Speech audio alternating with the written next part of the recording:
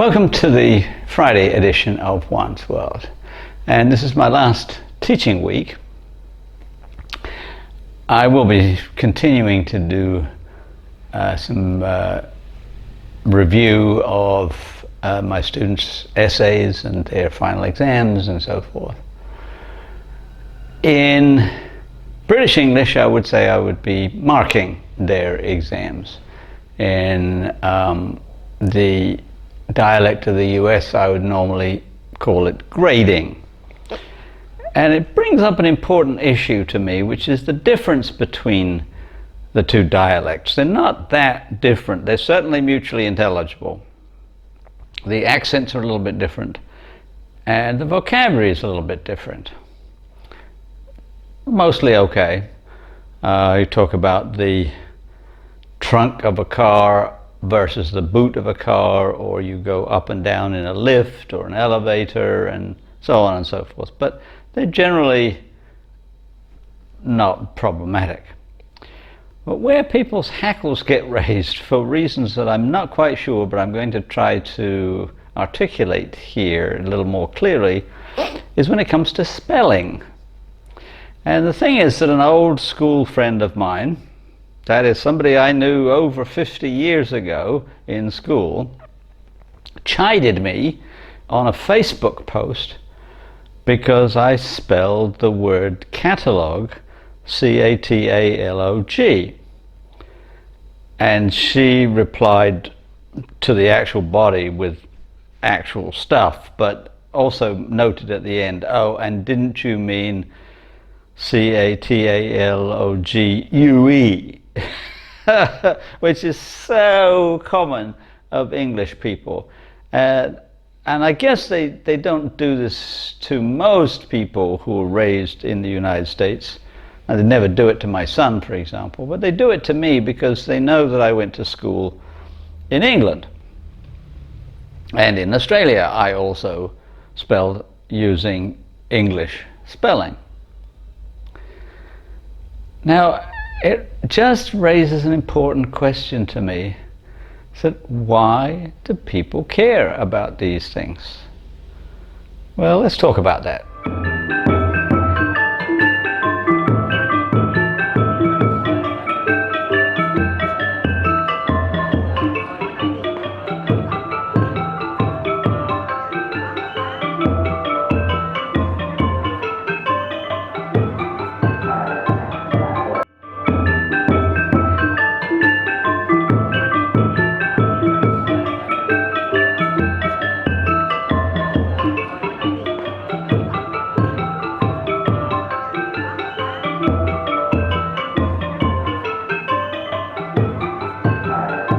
Now, spelling in English overall is notoriously cumbersome, let's put it that way.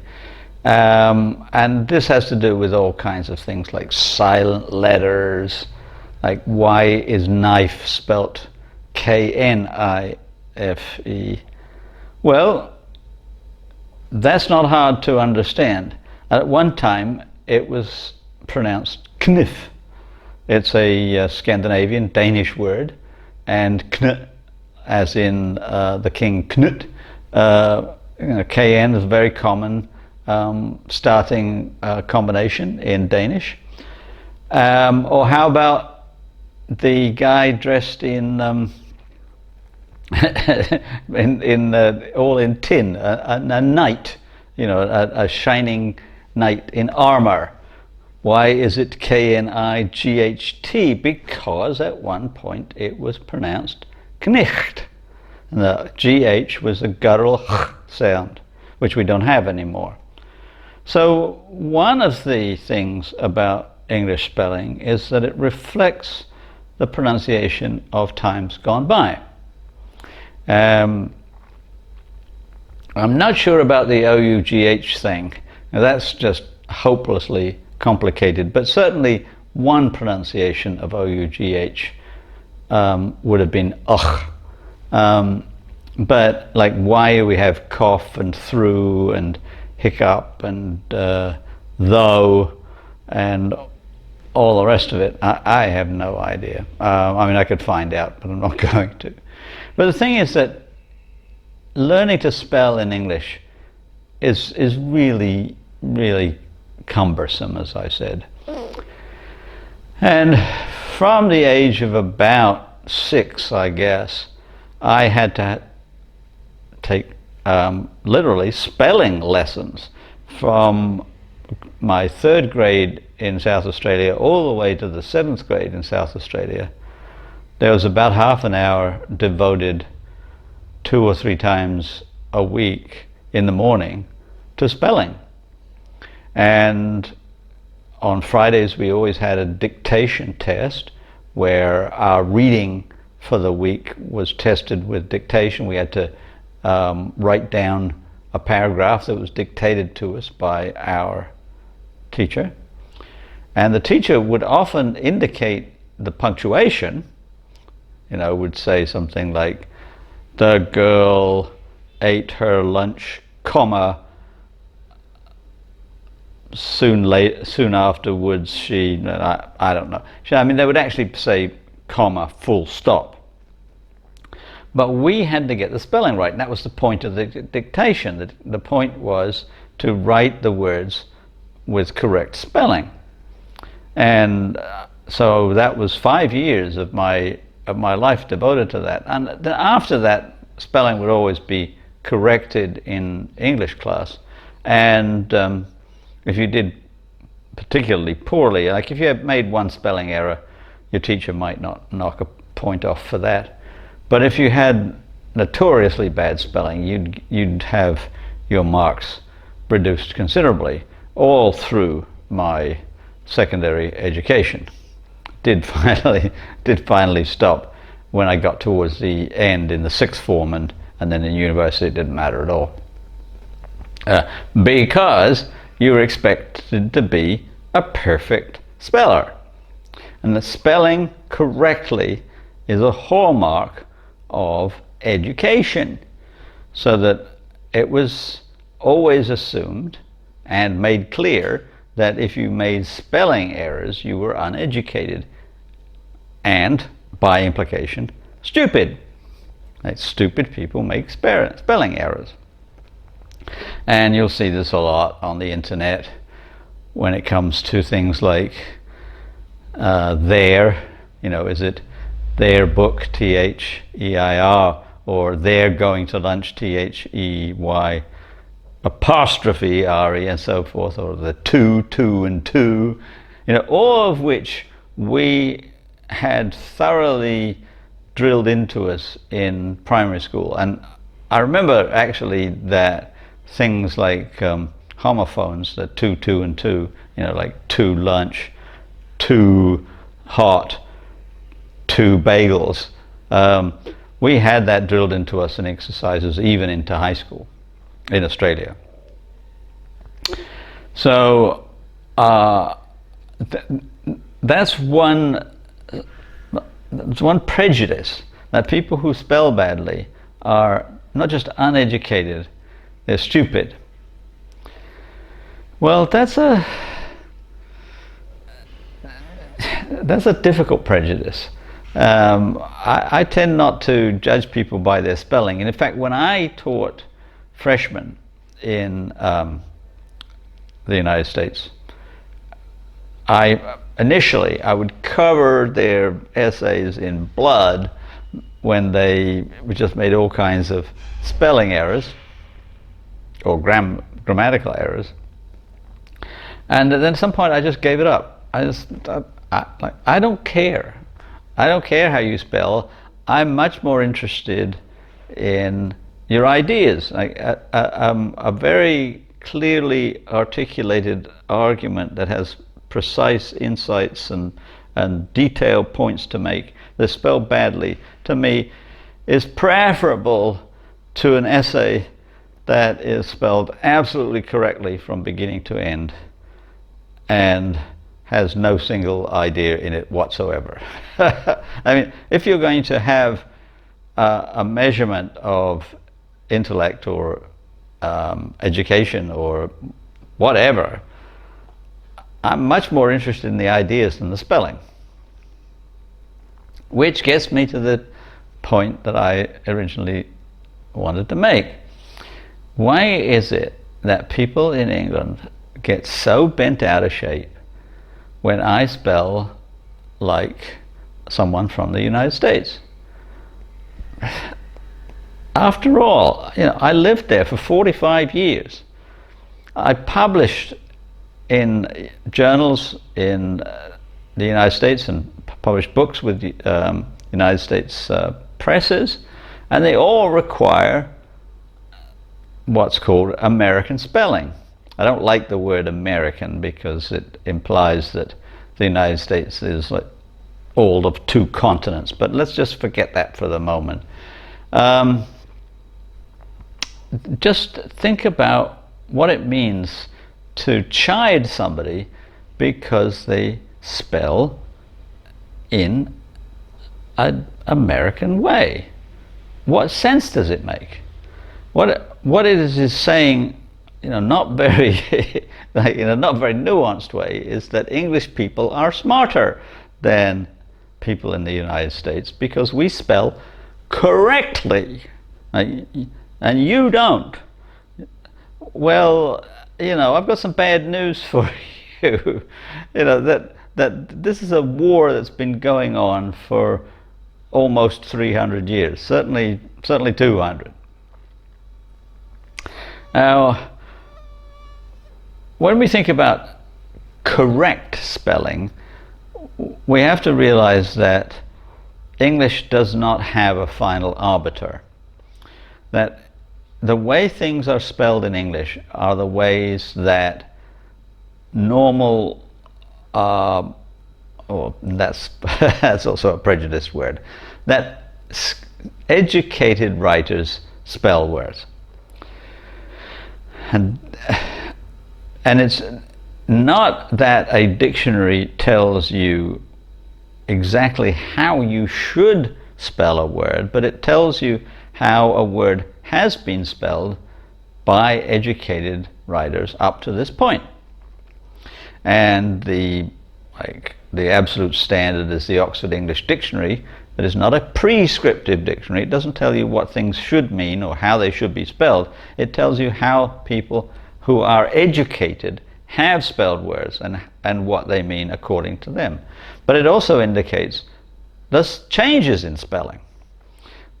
And every entry starts off with a list of all the ways in which a word has been spelled over the centuries. And it's quite remarkable. But things became much more normalized when dictionaries came on the scene, in particular Samuel Johnson's dictionary. Samuel Johnson was attempting to catalog all the words of English and all the different spellings, but he also had a preferred spelling. And that brings me to another point, that when you publish a book in Britain or in the United States, they tell you which dictionary to use. They say, we are using, let's say, Merriam-Webster 18th edition or whatever, and you are expected to use their first spelling. That is the one that is most common. Even if there are other spellings, you have to use the one that is most used. Or get into an argument, which I do every time I publish a book. I get into an argument over one word, the word connection, because the preferred spelling of connection starts with connect, so C-O-N-N-E-C-T-I-O-U-N, I-O-N, sorry. Yeah. Remember last time I was saying something to the effect that I can't spell in my head. I can't. I have to write things down.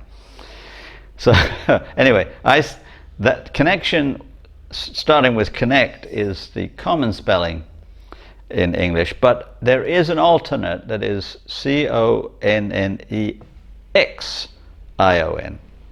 and that's the spelling I prefer. And I prefer that spelling for two reasons.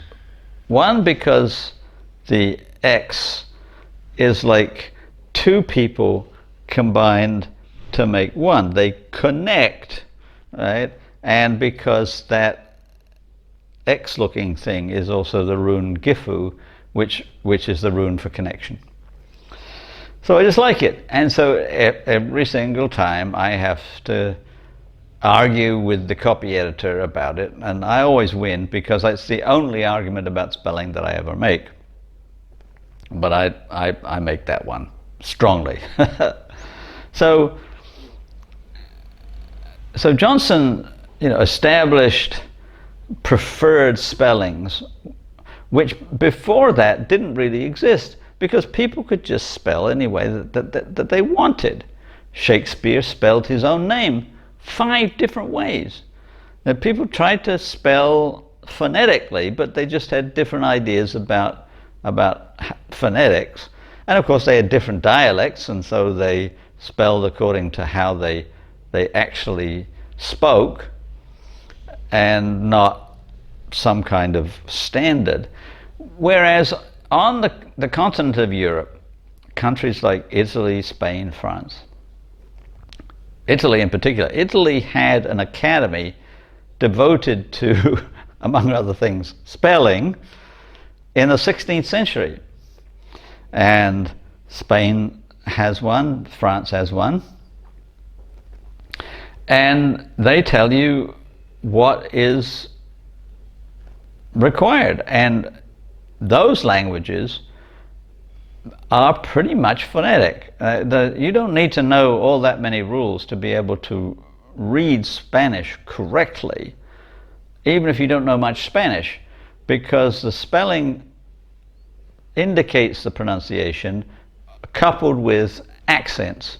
Like some words, most words have the main accent on the penultimate syllable, but if it doesn't, then they put an accent there to say, no, you need to put the primary accent here, primary emphasis here, as opposed to here, and so on. So that you can take a Spanish or an Italian book and read it out loud quite well with very limited knowledge of Italian, other than the ways that pronunciation and spelling go together. Can't do that with English.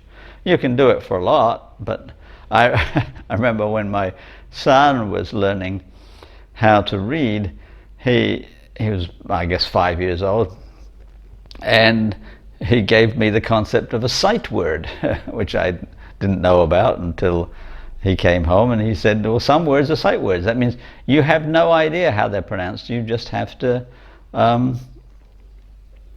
you just have to be told. And the sight word that he mentioned at the time was like W-A-S, was.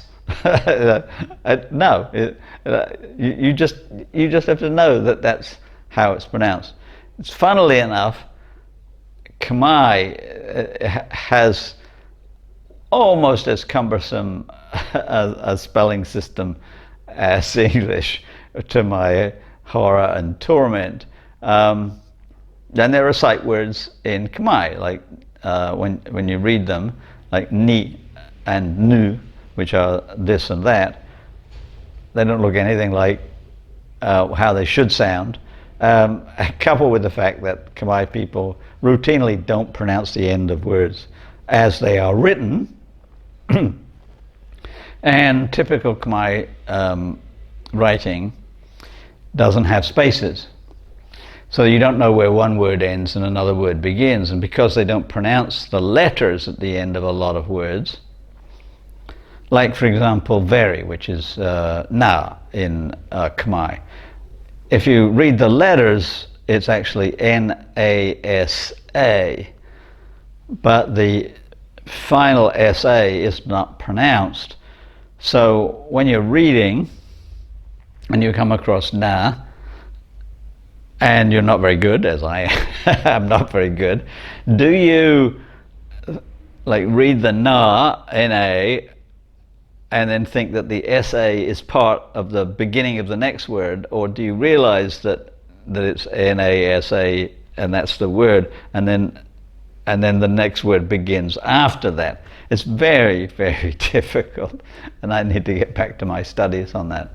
At least English has spaces, so you at least know what a word is. All right, so English has its conventions, and we have to learn them. Now, why is it that there are different conventions for British English and for American English?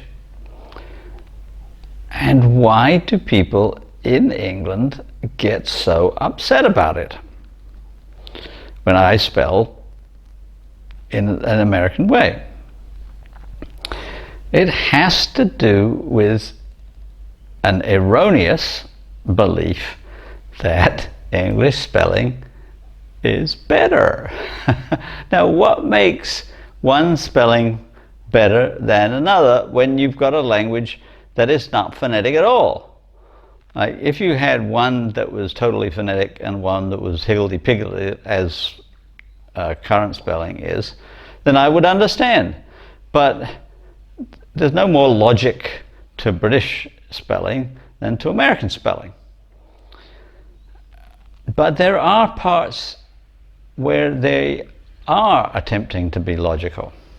Let's take, for example, numerous words that are pronounced at the end, like centre, theatre.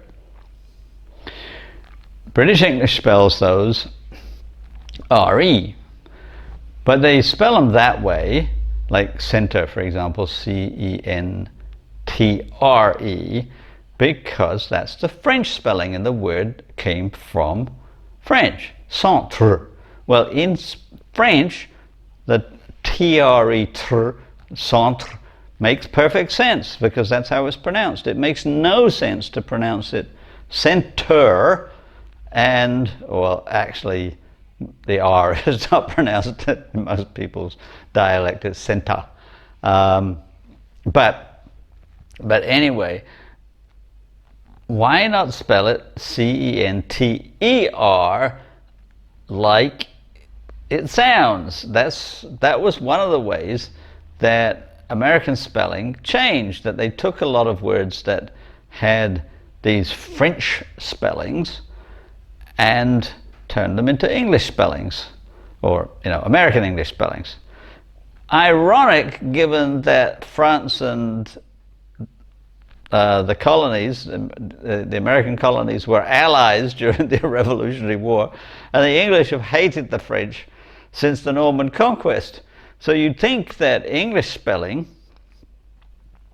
would be more Anglo, like pushing the French away, but no, they've adopted and maintained French spelling, whereas people in the United States said, well, you spell it in that Frenchified way, we're going to spell these words in an English way, and that's it.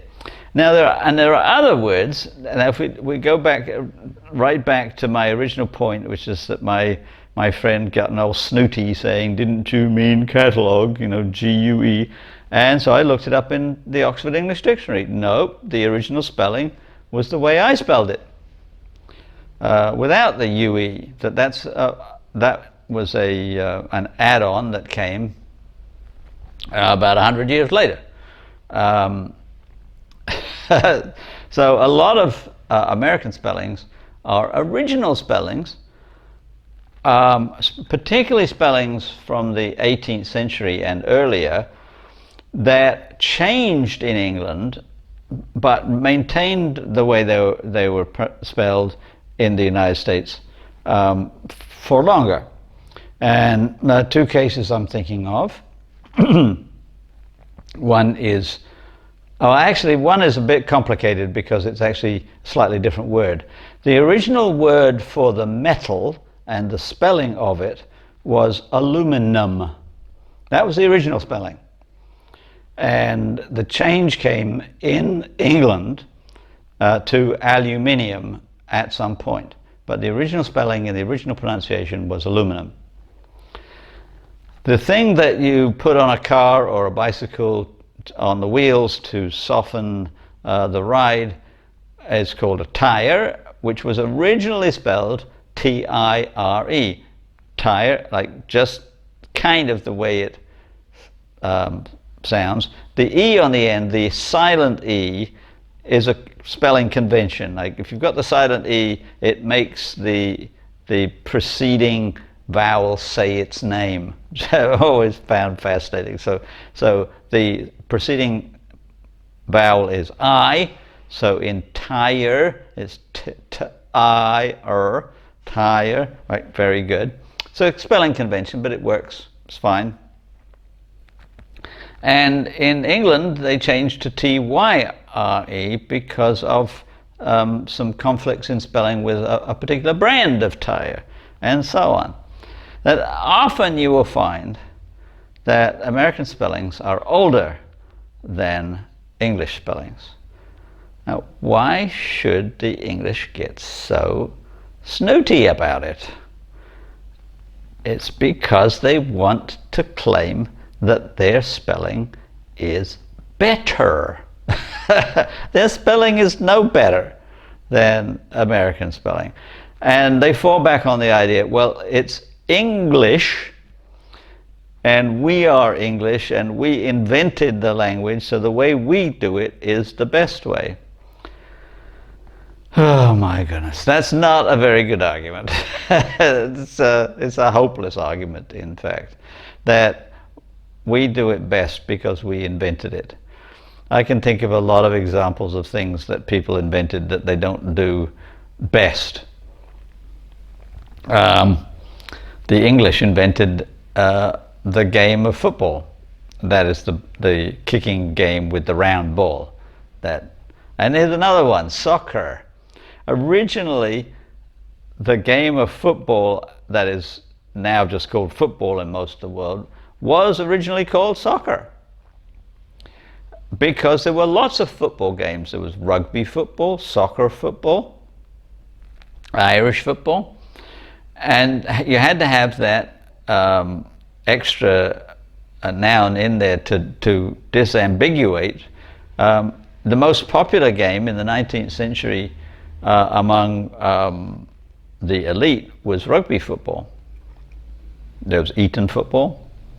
All the different very expensive private schools in England had their own games of football, and the game that is now ubiquitous was lower class. Although Eton did have a version of a round ball. It's called the field game. But the soccer football was called soccer because it had been established by an association, a football association, and it was called. So it was originally called association football, but there is an Oxford way of abbreviating words by making them a little bit shorter and putting "er" on the end. So breakfast, for example, is normally called brekker in Oxford, and champagne is called champer or champers. And take association, which is a sock, abbreviated, so soccer. Soccer is the original English word, but it got adopted in the United States because they had a different form of football that they called just football, and so had to refer to the round ball game by another name. Same is true in Australia, as it happens. And a lot of times people are actually uneducated about their own language, their own spelling, their own practices. What they're saying is the way we do it is the best way. Well, I don't know if I can roll my eyes. Yeah, I'll try it. It's just not a good argument.